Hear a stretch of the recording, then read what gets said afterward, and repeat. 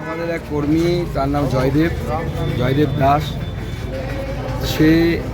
তাকে তৃণমূল কংগ্রেসের কিছু কর্মী, পাশের বাড়িতেই থাকে তারা আক্রমণ করে, মাথায় ধারালো অস্ত্র দিয়ে, হাসুয়া দিয়ে, রড দিয়ে হামলা করে।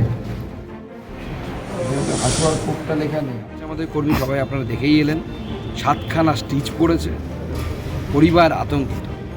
এখনো পর্যন্ত এই গঙ্গারামপুরের আইসির যে ধরনের আমরা তার ব্যবহার দেখতে পাচ্ছি, আমাদের কেন্দ্রীয় নির্বাচনের কমিশনের কাছে এদের বিরুদ্ধে কমপ্লেন করা ছাড়া কোনো পথ থাকছে বলে আমার মনে হচ্ছে।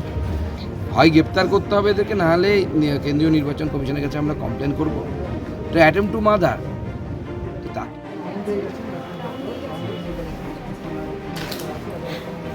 কি সাজেস্ট করেছে?